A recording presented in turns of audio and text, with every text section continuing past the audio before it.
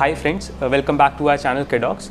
आज का वीडियो एक बहुत ही इंटरेस्टिंग टॉपिक पे बनाया है। इनफैक्ट बहुत सारी क्वेरीज़ रहती हैं और क्वेश्चंस रहते हैं पेरेंट्स के एक नॉर्मल वेट को लेके कि मेरे बच्चे का वेट इतना है, क्या कम है, ज़्यादा है, और मेरा बच्चा 4 महीने का है तो नॉर्मल वेट कितना होना चाहिए। तो हमने सोचा कि क्यों ना एक वीडियो बना ले जिसमें आपको एक आइडिया दे दें कि नॉर्मल वेट कितना होना चाहिए और कितनी इंपॉर्टेंस है उस नॉर्मल वेट की, या कब आपको वरी करने की ज़रूरत है। तो सबसे पहले तो ये समझना है कि वेट एक अपने आप में सिर्फ एक single as a weight criteria की जितनी हम इंपॉर्टेंस देते हैं उतनी इंपॉर्टेंस है नहीं। इम्पॉर्टेंट ये है कि बच्चा एक्टिव रहे, ठीक है, बच्चे की ग्रोथ अच्छे से होती रहे, बच्चा सिम्टम फ्री हो, कोई साइंस और सिम्टम्स नहीं हो इन्फेक्शन के, अलर्ट रहे, वो ज़्यादा इंपॉर्टेंट है। बट स्टिल कहीं ना कहीं वेट की सिग्निफिकेंस आती है।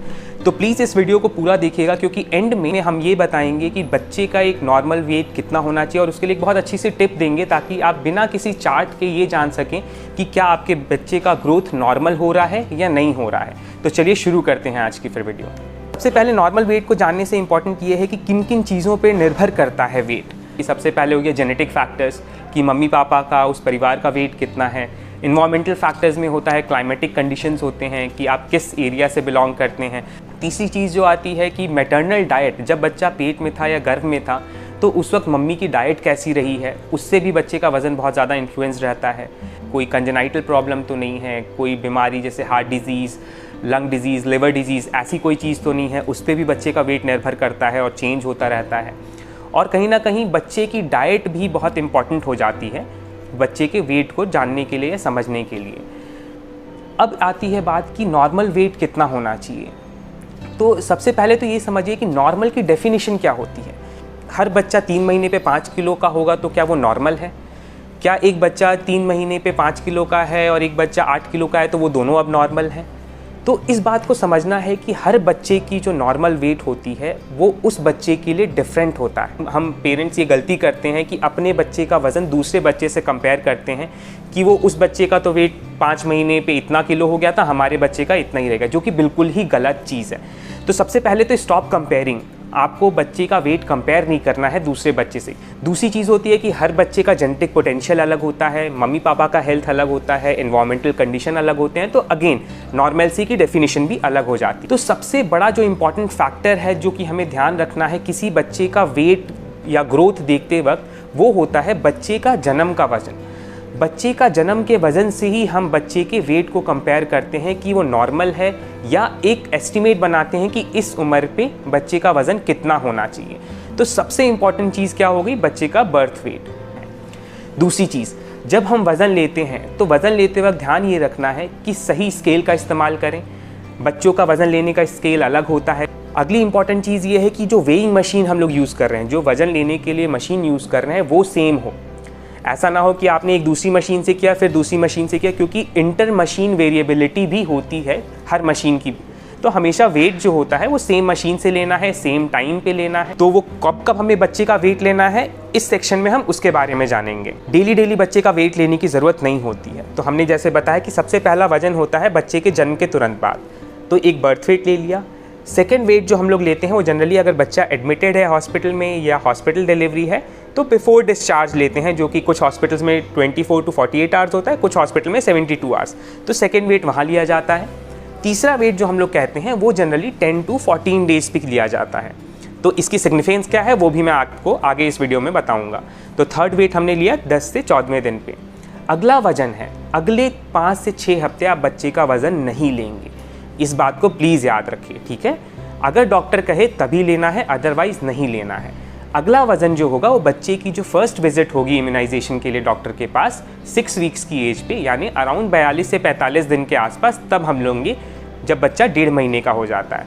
तो अगला वज़न 1.5 महीने पे, और फिर जितनी बार वैक्सीनेशन होता है एवरी 4 to 4 वीक्स यानी 28 से 30 दिन पे तब लेंगे। तो हमने जन्म पे लिया, हमने तीसरे दिन या डिस्चार्ज से पहले लिया, हमने 10 से 14 दिन के बीच में लिया, फिर हमने 6 हफ्ते पे लिया, 10 हफ्ते पे लिया और 14 हफ्ते पे लिया, यानी 1.5 महीने, 2.5 महीने और 3.5 महीने पे हमने बच्चे का वज़न लिया। अगला वज़न जो होता है वो बच्चे का 6 मंथ्स पे लिया जाता है, यानी अगले वैक्सीनेशन की विजिट पे। उसके बाद 9 मंथ्स और 12 मंथ्स। तो ये एक नॉर्मल पैटर्न होता है जब हमें बच्चे का वज़न लेना होता है, अनलेस डॉक्टर आपको अलग से स्पेसिफाई करे कि आपको बच्चे का ग्रोथ मॉनिटर करने की ज़रूरत है। सबसे अच्छा तरीका होता है कि ग्रोथ चार्ट जो WHO ने दिए हैं, हमारे इंडियन अकेडमी ऑफ पीडियाट्रिक्स ने दिए हैं, उनको फॉलो करना है और उन पे प्लॉट करना है ग्रोथ चार्ट पे बच्चे का वज़न कितना है, और उससे एक आइडिया मिल जाता है। आप जब भी डॉक्टर को विजिट, जो मैंने बताया है कब कब बच्चे का वेट होना है, आप विजिट करोगे तो खुद ही आपको डॉक्टर ग्रोथ चार्ट पे प्लॉट करके बताएंगे कि बच्चे का वज़न कैसा हो रहा है और कैसा नहीं हो रहा है। अब आते हैं कि बच्चे का नॉर्मल वज़न कितना होना चाहिए और कैसे बढ़ता है। तो सबसे पहले शुरू करते हैं हम बच्चे के जन्म से। बच्चे ने जन्म का वज़न लिया। नॉर्मली इंडियन सिनेरियो में जो नॉर्मल वज़न होता है वो 2.5 किलो से 3.5 किलो के बीच में बच्चे का वज़न नॉर्मल माना जाता है। अगले कुछ दिनों में, अगले 7 से 10 दिन में बच्चे जो होते हैं वो अपना वेट लूज़ करते हैं, यानी बच्चों का जो वज़न बर्थ पे होता है वो दूसरे तीसरे दिन नहीं, उतना नहीं होगा, उससे कम होगा। ये वज़न या वेट लॉस जो होता है वो up to 10% of the weight हो सकता है।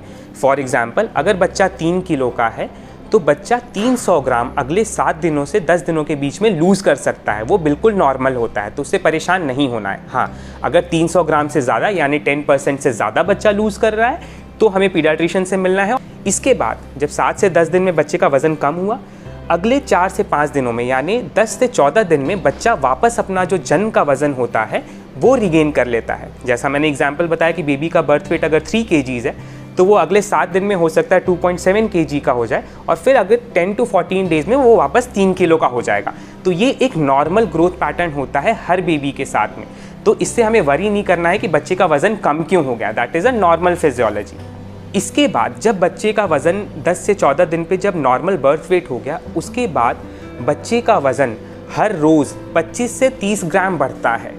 यानी अगले 3 महीने तक, अप टू 3 मंथ्स, बेबी जो ग्रो करते हैं per day 25 to 30 grams weight put on करते हैं। और ये एक नॉर्मल एवरेज है। किसी बच्चे का 20 हो सकता है, किसी बच्चे का 35 हो सकता है, but on an average per day 25 to 30 grams बच्चे वेट गेन करते हैं।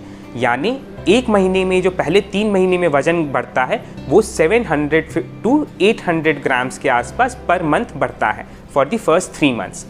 3 महीने के बाद क्या होता है, तो 3 महीने के बाद जो वज़न बढ़ने की गति होती है वो 3 महीने से 6 महीने के बीच में 20 ग्राम प्रतिदिन के हिसाब से बढ़ती है, और 6 महीने से 9 महीने के बीच में ये जो वज़न बढ़ता है ये 15 ग्राम प्रतिदिन के हिसाब से बढ़ता है, यानी 15 ग्राम्स पर डे के हिसाब से।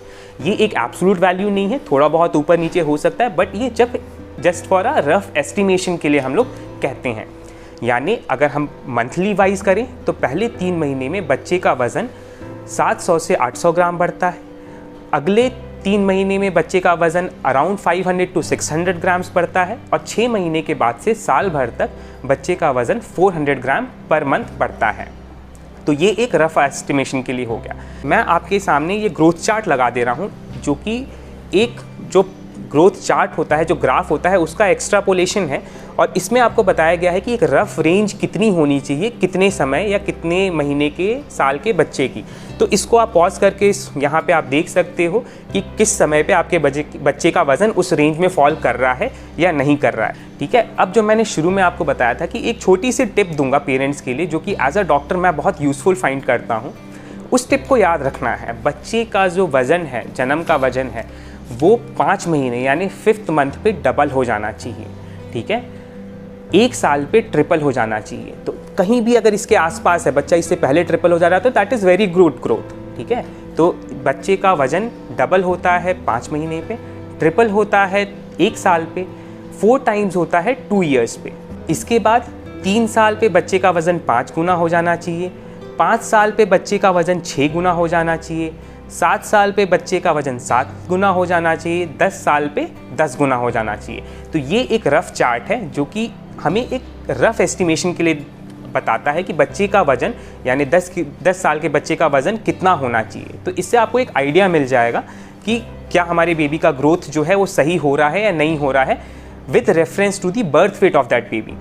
इसके अलावा एक और छोटी सी बात ये होती है कि बच्चे का जो वज़न होता है ये अराउंड 2 kg पर ईयर यानी 2 किलो 1 साल में बढ़ता है, जब बच्चा 3 साल से 7 साल तक बढ़ा होता है। तो 3 साल से 7 साल के बच्चे का वज़न हर साल कम से कम 2 kg से बढ़ना चाहिए, और 7 साल से जब तक बच्चा प्यूबर्टी नहीं टच कर लेता यानी अराउंड 12 to 14 ईयर्स, ये वज़न जो होता है ये 3 kg पर साल से बढ़ना चाहिए। अब आते हैं नेक्स्ट पॉइंट पे कि आपको कंसर्न कब होना है, कब ये मानना है कि आपके बच्चे का ग्रोथ नॉर्मल नहीं हो रहा है। तो अगर आपके बच्चे का वज़न पिछले एक टाइम पीरियड में से 1 महीने, 3 महीने या 5 महीने में कम हो गया हो, जितना पहले था उससे कम हो गया हो, तो आपको वरी होना है। दूसरी चीज़ है कि एक फ़िक्स टाइम पीरियड में से 3 मंथ्स फॉर एग्जांपल 3 महीने या पिछले 6 महीने में बच्चे का ग्रोथ नहीं हो रहा हो, वो ग्रोथ चार्ट पे फ्लैट लाइन बन गई हो, जितना पहले था 3 महीने के बाद भी उतना है, तो आपको परेशान होना है। इसके अलावा अगर बच्चे का वज़न बहुत तेज़ी से बढ़ना शुरू हो गया और आपने नोटिस किया हो कि जितना इस फॉर्मूले से मैंने बताया उसके अकॉर्डिंग बहुत ज़्यादा बढ़ रहा है, या ग्रोथ चार्ट पे एकदम से जंप हो गया है, तो भी आपको परेशान होना है, क्योंकि जितना परेशानी कम वजन से होती है उतनी ही परेशानी ज़्यादा वजन से भी हो सकती है। तो ये भी चीज़ याद रखनी है। अब एक छोटी सी टिप हमारे नर्सिंग कॉलीग्स के लिए, जिनको हम लोग हमेशा एडमिशन होता है इमरजेंसी में तो वजन पूछते हैं, तो उनके लिए एक छोटा सा हिंट रहता है कि अगर बच्चा वेल नरिश्ड लग रहा है, अगर नॉर्मल न्यूट्रिशन में है, तो 1 साल पे बच्चे का वज़न जो होता है वो 9 से 10 किलो का होता है। इसके बाद 3 साल पे बच्चे का वज़न 15 किलो हम लोग एस्टिमेट करते हैं, 5 साल पे 20 किलो, 7 साल पे 25 किलो, 9 साल पे 30 किलो, 11 साल पे 35 किलो। यानी हमने 2-2 साल बढ़ाया, 1, 3, 5, 7, 9, 11, और वज़न में हम लोग 5-5 ऐड करते गए, तो यानी 11 साल पे 35 किलो हो गया। इसके बाद 13 साल पे और 15 साल पे हमें 10-10 ऐड करना है, यानी 13 साल पे 45 केजीज़ और 15 साल पे 55 केजीज़। ये एक जस्ट रफ एस्टिमेशन होता है जो कि हमारी कैलकुलेशन में बहुत हेल्पफुल होता है अगर हमें कोई दवा देनी है।